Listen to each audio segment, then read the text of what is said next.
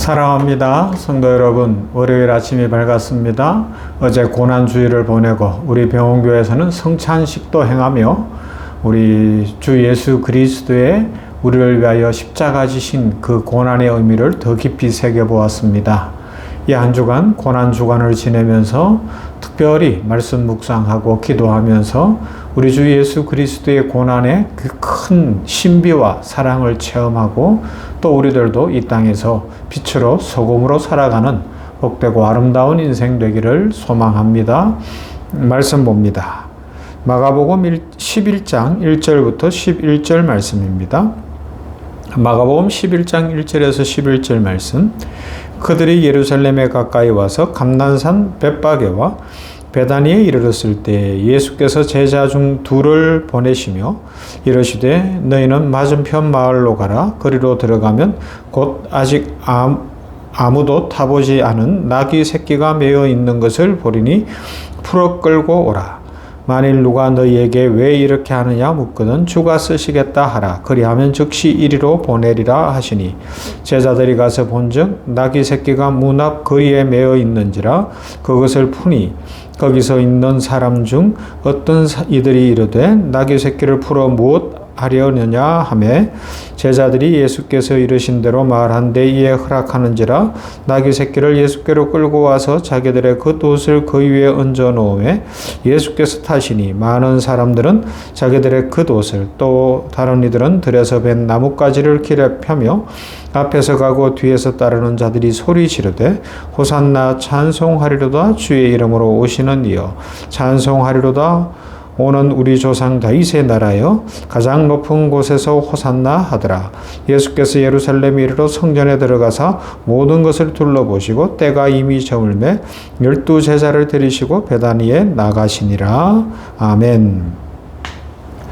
고난주간을 보내며 이번 한 주간에는 마가복음 11장에 있는 말씀에서 예수 그리스도의 그 마지막 7일간의 행적 중에서 또 우리가 이 고난의 시간에 깊이 생각해 보아야 할 부분들을 함께 살펴보면서 하나님 주시는 은혜를 받기를 원합니다. 구속사의 완성이라 할 수 있는 십자가를 앞에 두신 예수님께서 본격적으로 구속사의 완성을 위해서 마지막 7일간의 사역을 시작하면서 가장 먼저 일어난 대표적인 사건이 오늘 말씀에 있는 것처럼 예루살렘에 어린 나귀 새끼를 타고 올라가신 사건, 사람들이 앞뒤로 서서 가면서 호산나 찬송하리로다 그렇게 노래 불렀던 이 호산나로 알려진 이 놀라운 사건입니다. 이제 이 내용들을 살펴볼 때에 우리에게 하나님께서 어떤 은혜를 주실까 기대해 보십시다. 예수님께서는 마지막 유월절을 앞두시고 제자들과 함께 예루살렘 북원에 오셨어요. 이것은 외견상으로 보면 유월절을 지키기 위함이었습니다. 유월절은 큰 명절이기 때문에 유대의 남자들은 다 예루살렘에 올라가야 되겠죠. 그러나 실제적으로 이제 예루살렘에서 이스라엘의 왕으로 입성하시기 위함이었고 왕으로 입성하신 예수님은 십자가에 죽으시는 고난의 길을 걸어가시게 되는 겁니다. 예루살렘의 왕으로 입성하시는데 오늘 본문에 나와 있는 그대로 호산나 찬송하리로다 그렇게 사람들이 외쳤는데 이 찬송하고 어울리지 않게 예수님은 완벽한 종의 모습이었다라는 것을 우리는 이미 알고 있습니다. 이제 얼마 있지 않으면 우주와 만물과 생명의 주인이신 천상의 왕이 세상의 왕들에 의해서 세상의 율법주의자들에 의해서 세상을 최고인 줄 알고 세상에서 왕도로 타려는 악한 자들에 의해서 완전한 유월절의 어린 양으로 십자가 위에서 처형당하실 것입니다. 예수님은 이 놀라운 구원의 사역을 위해 제자들과 함께 지금 감람산에 도착하신 것이죠. 예수님의 제자들은 앞으로 세워지게 될 교회의 기초이며 기둥들입니다. 그러므로 이제 주님은 마지막 유월절을 통해서 세상 죄를 지고 가는 하나님의 어린 양으로서 친히 성전과 제사장과 제물이 되시어 단번에 자기 몸을 희생 제물로 드림으로써 유월절의 진정한 의미를 완성하실 것입니다. 이 유월절에 대해서는 어제 우리 병원교회에서 특별하게 살펴보았습니다. 유월절은 이스라엘 백성들이 애굽에 있을 때 출애굽을 앞두고 하나님의 명령에 의해 시작되어졌습니다. 애굽에 내린 10가지 재앙 중에 마지막 재앙, 초태생의 죽음과 관련이 된 하나님의 특별한 재앙이었죠. 이것은 살 자와 죽을 자를 구별하는 생명과 사망의 구별 사건으로 메시아에 의한 구속 사역을 예표해 주고 있습니다. 구약의 율법을 통해서 지속적으로 이어져 왔던 유월절이 예수 그리스도께서 십자가 위에서 완벽한 제물로 바쳐짐으로써 유월절의 의미가 완성되어졌습니다. 우리 주님은 바로 구약에서부터 예언되어진 우리의 구주이시죠. 그분은 참 성전이시고 참 제물 어린 양이 되시고 참 대제사장이십니다. 그러므로 예수님이 드린 제사는 완전한 제사다라는 것이죠. 그래서 단 한 번의 제사로 완성입니다. 십자가 사건은 단 한 번 예수 그리스도의 그 십자가 사건으로 우리의 구원이 완성된 것을 믿습니다. 우리들은 그 은혜로 말미암아 구원받은 하나님의 백성들이죠. 그러므로 우리들은 이 구원의 감격 속에서 늘 감사하고 기뻐해야 하는 것입니다. 우리의 구원의 값어치는 우리의 상상을 초월하는 우리 주 예수 그리스도의 희생적이고 완전한 사랑에 근거하고 있죠. 왜 예수님이 이스라엘의 왕으로서 예루살렘에 입성을 해야 했을까요? 예루살렘은 하나님께서 아브라함에게 약속하신 그 언약의 땅의 중심 자리입니다. 아브라함은 하나님의 요청에 따라 말씀하신 명령에 따라서 그곳에 있는 모리아산에서 독자 이삭을 바쳤습니다. 이 부분도 어제 이미 우리가 살펴보았습니다. 그 이전에는 그곳에서 살렘 왕 멜기세덱을 만나서 11조를 바치기도 했습니다. 이스라엘 백성이 출애굽한 이후에 사사시대를 거쳐서 약속의 땅 가나안 가운데에서 맨 마지막으로 갈렙에 의해 점령한 고지는 예루살렘이었죠. 예루살렘을 얻게 되면 가나안 땅을 완전히 정복하게 되는 것이었어요. 헤브론에서 왕으로 등극한 다윗은 예루살렘을 정복함으로써 아브라함에게 약속하신 가나안 땅에 대한 언약이 비로소 성취되어진 것입니다. 그리고 다윗이 헤브론에서 예루살렘으로 수도를 옮긴 것은 아브라함에게 약속하신 하나님의 언약이 1차적으로 성취된 사건이고요. 이 역사적 증언을 하는 놀라운 사건이 된 것이죠. 다윗의 준비를 통해 그 아들 솔로몬이 시내산에서 모세에게 허락하신 이동식 성막을 아브라함이 이삭을 바쳤던 그 자리에 예루살렘 성전으로 건립하여 정착시킴으로써 언약의 성취가 이루어지기도 했습니다. 그러므로 예수님께서 예루살렘에 입성하신 것은 마태복음 1장 1절에 기록된 아브라함과 다윗의 자손 예수 그리스도의 세계라는 말씀 속에 있는 대로 아브라함과 다윗의 자손으로 오신 영원한 왕의 지위를 가지신 분이라는 것을 증명하는 사건이 된 것입니다. 지금 우리의 삶 속에도 이 세상의 악한 세력들이 왕노릇하고 주인 행세를 하고 있어요.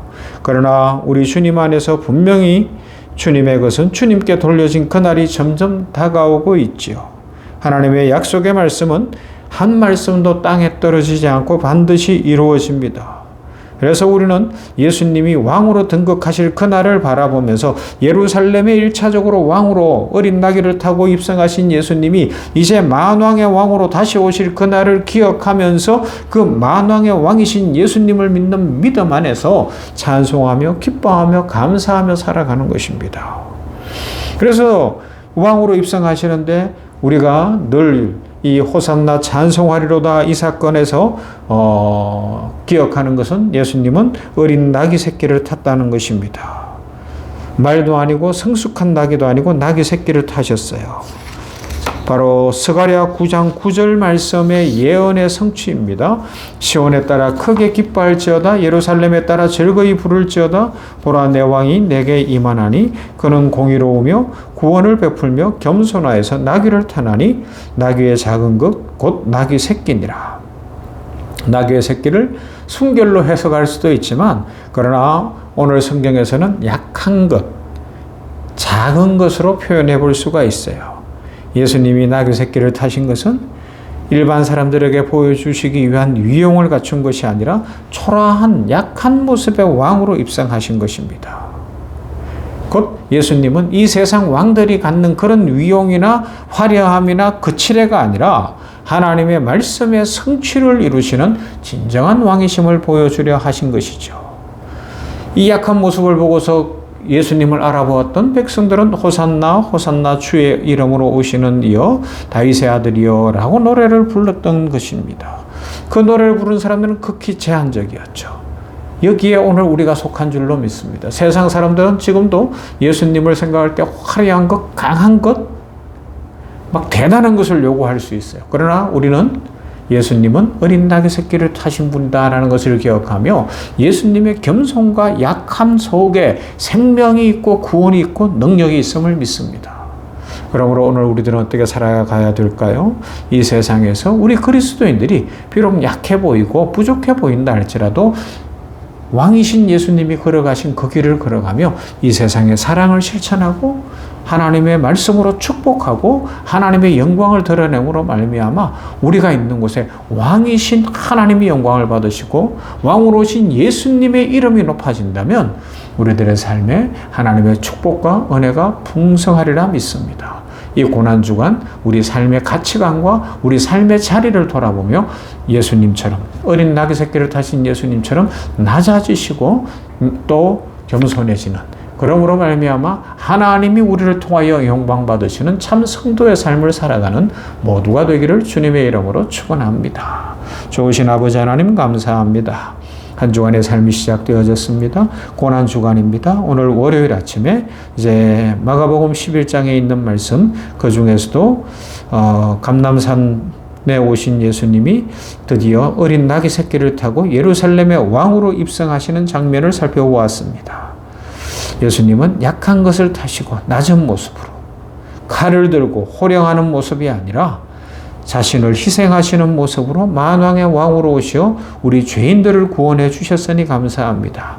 이 은혜를 깊이 새기며 이 고난주간에 예수님이 만왕의 왕이시고 창조주심에도 불구하고 낮아지신 이유를 기억하며 그 사랑에 감격하여 우리들도 낮아지는 삶을 살며 세상에 복음을 전하며 주 예수 그리스도의 십자가의 사랑을 전하는 복되고 아름다운 인생을 살게 하여 주시옵소서. 아버지 하나님이여 내일부터는 우리 병원에서는 전 직원 고난주간 특별집회로 모이게 됩니다. 점심시간에 모이게 되는데 이제 오늘 잘 준비되어지게 하시고 내일부터 은혜의 시간, 축복의 시간, 능력의 시간이 되며 예수님 믿지 않던 직원들은 주님 만나고 예수님 믿는 직원들은 능력받고 은혜 받아서 인생이 더욱 복되게 펼쳐지게 하여 주시옵소서. 우리 성도들 이 고난주간을 경건함으로 보냄으로 말미암아 더욱 성숙하여지고 하나님의 축복을 풍성히 누리는 아름다운 인생 되게 하여 주시옵소서. 예수님 이름으로 기도하옵나이다. 아멘. 찬송합시다. 143장 웬 말인가 날 위하여 찬송합니다.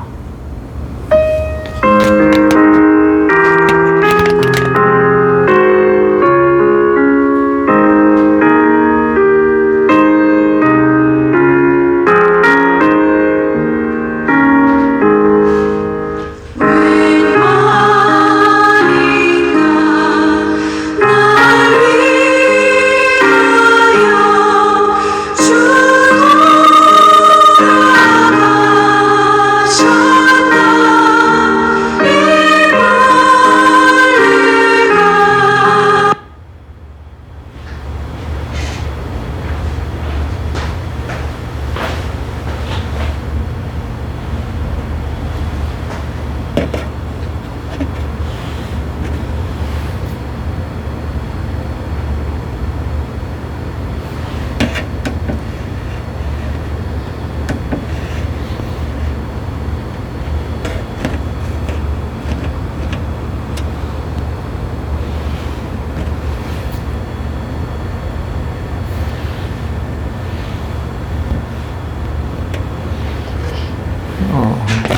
찬송가가 끊어졌었네요. 다시 찬송합시다.